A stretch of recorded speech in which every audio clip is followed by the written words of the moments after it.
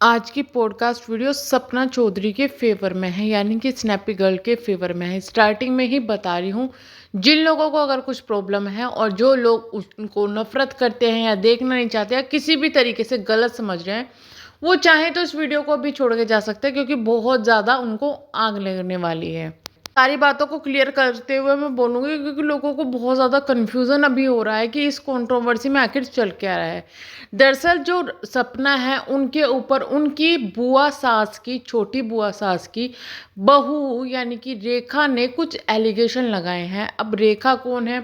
रेखा वो लेडी है जिसकी अपने हस्बैंड के साथ बिल्कुल नहीं बनती। उनकी अपनी एक लड़की है, साथ में उनके जो सास ससुर हैं उनके साथ में भी नहीं बनती, और हस्बैंड उनके बाहर जॉब करते हैं, वो सास ससुर के साथ में रहती है और इनके लड़ाई झगड़े आपस में चलते रहते हैं। अब बात पर आते हैं। दरअसल अभी 2-3 दिन पहले एक वीडियो मैंने डाली थी। वो वीडियो थी, एक किसी ने शॉर्ट वीडियो डाली थी, शॉर्ट नहीं थी एक्चुअली, एक वीडियो ही डाली थी जिसमें इसकी अलका की वीडियो जो ये रेखा है इसकी वीडियो शेयर की थी अलका ने। अलका ने वहाँ बोला था कि बताओ इंसाफ चाहिए, और वहाँ पर रेखा द्वारा एलिगेशन लगाए गए थे। जो सपना है उन्होंने अपने पति की मृत्यु की जिम्मेदार है। और अब कल उनकी एक वीडियो और आई रेखा की, उसमें कहा कि भाई सपना अपने पति की मृत्यु की जिम्मेदार है, सपना मेरे पति को छीनना चाहती है, सपना मेरे सास ससुर को छीनना चाहती है, सपना ये करती है, सपना वो करती है। इसका रिप्लाई सपना ने बहुत अच्छी तरीके से दिया है, बल्कि एफआईआर भी कर दी है। तो बहुत अच्छा ये काम किया। लोग ये चाह रहे थे, लोग बोल रहे थे कि भाई करो करो करो एफआईआर, तो उन्होंने कर दिया है। अब कोई इंसान सही होगा ना, तो पहले वो यही काम करेगा। अगर उसके ऊपर गलत एलिगेशन लगा रहे हैं तो सबसे पहले वो पुलिस स्टेशन में जाएगा और उनको सिर से खारिज करेगा, उनका अगर पर्सनली कोई रिश्ता है।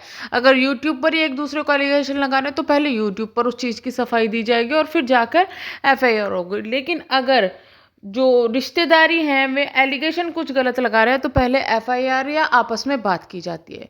तो यहाँ पर भी कुछ ऐसा ही हुआ, सपने ने पहले एफआईआर की और फिर इसको मुंह तोड़ जवाब दिया। लेकिन मुझे सपना आपसे एक शिकायत ये है कि इसकी अलका की भी करनी थी यार एफआईआर, क्योंकि इसने भी काफ़ी ज़्यादा जो है हद कर दी है, गंदगी मचा दी है, गंदा बोलना शुरू कर दिया है, जो कि पहले से ही बोलती है। लेकिन अब इसने जो है हेट फैलाने का जो काम वो शुरू कर दिया है ना, वो चीज़ बहुत ज़्यादा गंदी है। पहले तो इसने एफआईआर एफआईआर वो खेल बंद हुआ, तो अब ये वाला खेल शुरू कर दिया। सिर्फ किस लिए? सबसे पहले तो हम अलका जी आपसे ये पूछना चाहेंगे कि आप इंसाफ दिलाने वाली, सबको इंसाफ दिलाते हैं, तो आप अपने घर पे पहले इंसाफ दिलाइए ना। आपने अपने घर का मैटर इतनी जल्दी क्यों दबा दिया? अपने घर का मैटर क्यों आपका नहीं बार बार आ रहा है? बार बार उसको उसको बताइए ना। आपने इतनी इससे लोगों के सामने वो रखा, उस चीज़ को बताइए ना, रोज उस चीज़ को बताओ, कोई दिक्कत नहीं, आपका घर का मैटर है। लेकिन जो चीज़ आपके घर की नहीं है और जो बोल चुके हैं कि भाई तुम हमारे घर में इंटरफेयर ना करो, चलो तुम शांत हुई, लेकिन फिर तुमने किस बेस पर किसी ने तुम्हें वीडियो भेजी और तुमने वो शेयर कर दी? तुम्हें भी तो व्यूज चाहिए थे ना, तुम्हें भी तो कंट्रोवर्सी क्रिएट करनी थी ना। तो तुम क्यों इतनी साफ सुथरी बनती हो कि मुझे कुछ नहीं करना है, मैं तो यहाँ पे न्याय के लिए बैठी हूँ? भैया यहाँ ना तो तुम कोई जज हो ना तुम यहाँ वकील हो, तुम यहाँ सिर्फ खाली बैठी हुई हो जो कि अपना सिर मारने का काम करती हो। और ये पहले तुम क्या करती थी कि भाई माइक लेके कभी इसके यहाँ कभी उसके यहाँ, अब ये बैठ के तुम अकेले में करती हो, वो तुम्हारा अपना पर्सनल चॉइस है। लेकिन अगर तुम किसी को टॉर्चर कर रही हो, इतना ज़्यादा टॉर्चर कर रही हो, इतना मेंटली हरेस कर रही हो, तो तुम्हें क्या अपने आप में खुद में शर्म नहीं आने लगती? बोलती हो मैं बहुत इमोशनल हूँ, मैं ये हूँ। मानना कि तुम इमोशनल हो, लेकिन इन इमोशंस के थोड़ा अपने पे काबू तो रखो यार। थोड़ा इन इमोशन को उस लड़की के लिए तो रखो। क्यों फालतू में फिर दिखावा करती हो कि नहीं मुझे तो उसकी बहुत चिंता है? तुम कहती हो कि उसके बच्चों की सबको चिंता है, लेकिन जो वो रेखा है उसकी लड़की की किसी को चिंता नहीं है। भाई एक बात सुनो, पहली तो बात यह है, रेखा ने जो बातें बोली ना उसने खुद अपनी तरफ से बोली हैं, उसकी तरफ से किसी ने नहीं बोली। अगर किसी औरत को अपने बच्चे के जाने का या किसी चीज़ का बहुत ज़्यादा डर होता ना, तो वो औरत चाहे कितनी भी मजबूर हो, वो कभी उस घर में नहीं रहने वाली थी जिस घर में उसके बच्चे की जान को खतरा है, चाहे वो उसके सगे माँ बाप का क्यों ना घर होता। ड्रामा क्रिएट करना बंद करो कि उसकी जान को खतरा है, खतरा है, खतरा है। तो किस चीज़ का वो इंतज़ार कर रही है? जब जान को खतरा है, जो खतरा है वो पूरा हो जाए, उस चीज़ का इंतज़ार कर रही है क्या वहाँ पे बैठ के वो? क्यों नहीं उसके खिलाफ एक्शन लेती ढंग से? क्यों यहाँ पे ड्रामे मचा रही है आके? कहती है सपना ने मेरे हस्बैंड को छीन लिया। भैया तू तू क्या सोच रही है कि सपना यही काम करती फिरती है? सपना की पहले शादी हुई, मिस हैपनिंग होगी, सास ससुर को वो थी इस लायक कि उसकी शादी करवा दी उसके देवर से। भैया तुम जैसी औरतों को तो वो भी कोई ना करवाए। तुम जैसी तो एक एक बेटा दे के तुम जैसी औरतों को लोग इतने ज्यादा परेशान होते हैं कि तलाक करवाने के पीछे पड़ जाते हैं। इन लोगों को लग रहा है कि ये बहुत सीधी हो गया है, वो होगी। तो भाई आप मुझे सिर्फ एक बात सोच के बताओ, अगर आप हो, आपके ससुराल वाले आपको बहुत ज़्यादा टॉर्चर कर रहे हैं, ना तो आपका हस्बैंड आपको रखना चाहता है, ना हो आपके बच्चे को भी खतरा है, आपको सबको खतरा है, तो आप उस घर में कितने टाइम तक टिक पाओगे? इस चीज़ का जवाब दे दो। दूसरी बात ये, अगर सपना इतनी बुरी है तो कैसे उसके सास ससुर ने उसकी परख नहीं की अपने बड़े बेटे के टाइम पे? कैसे उसको शादी करवा दी छोटे बेटे से? और अगर सपना इतनी बुरी होती है और सपना ही ये सब कर रही है, मतलब सपना को तो कैसी खलनायिका बनाने की कोशिश की गई है ना इन बेशरम औरतों द्वारा। अगर सपना ही इतनी सब कर रही है तो अंशु जो है वो तो सगी नहीं है ना राजीव जी की।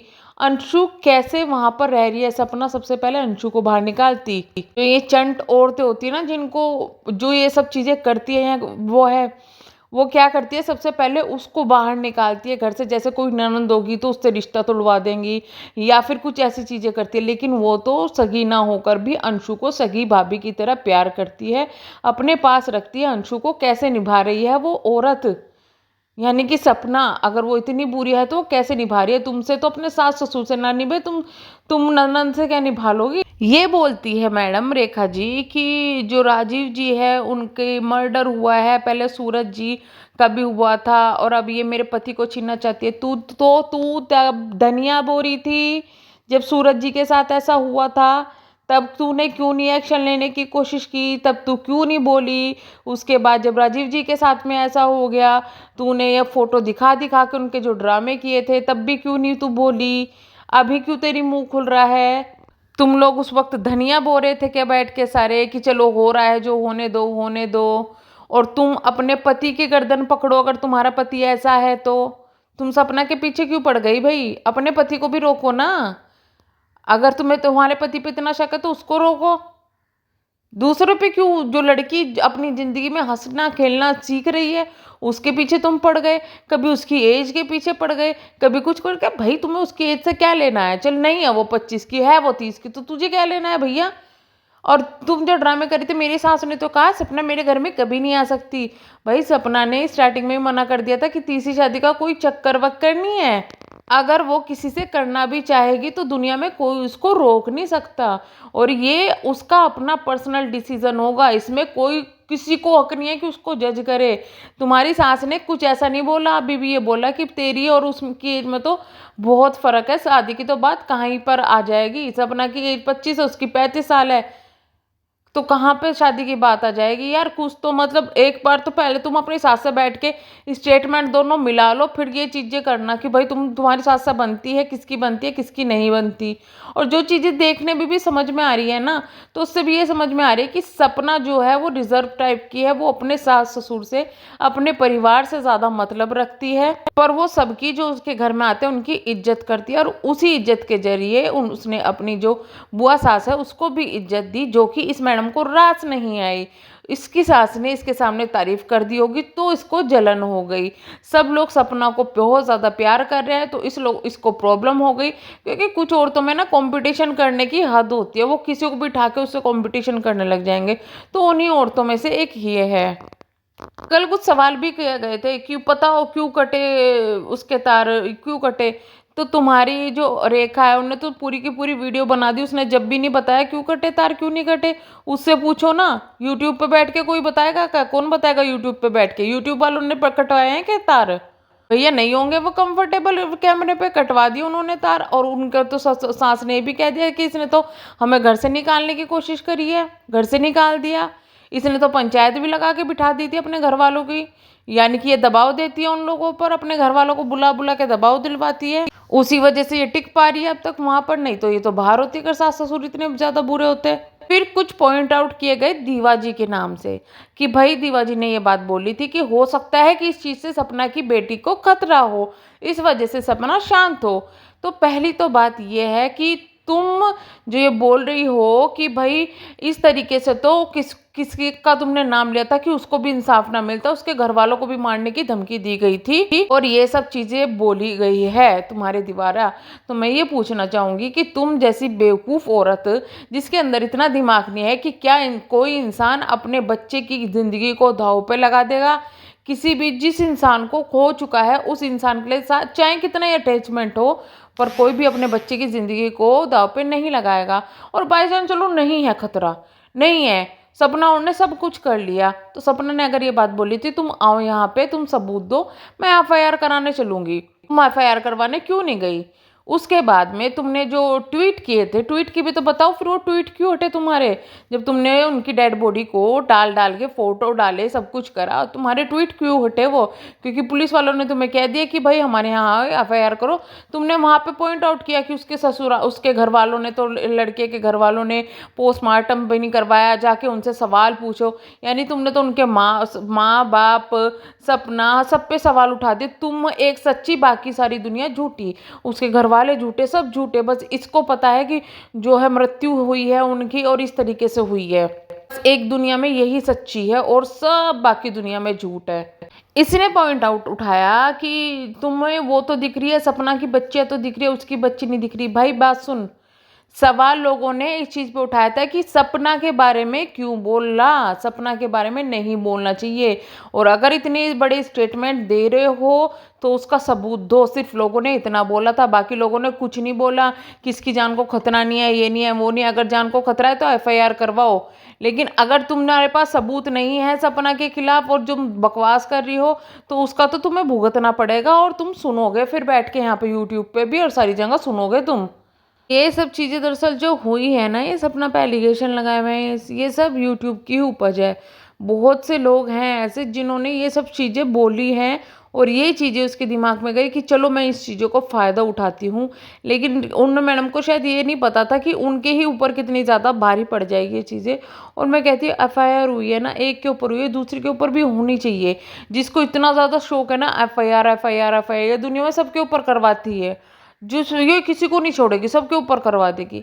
तो भाई इसके ऊपर तो बनती है। और मैं यही कहूँगी लोगों को कि आप किसी को गलत बोलने जा रहे हो, कुछ भी बोलने जा रहे हो, अगर किसी की बात बुरी लग रही है ना, आपको पता है आप उसके सपोर्ट में नहीं हो, तो उसको देखना ही बंद कर दो, तभी वो ये शांत होगी। ये सिर्फ इसी का चक्कर और किसी चीज़ का चक्कर नहीं है। बाकी बहुत सारी ऐसी चीज़ें बोली गई थी जो कल की वीडियो में मैंने देखी थी, मुझे पॉइंट उठाने थे, लेकिन अभी फ़िलहाल मेरे दिमाग में वो नहीं आ रहा है। क्योंकि मेरा सपना की वीडियो देखने के बाद मेरा दिमाग हिल चुका है, तो थोड़ा शांत होंगी तो मैं दोबारा से वीडियो लाऊँ।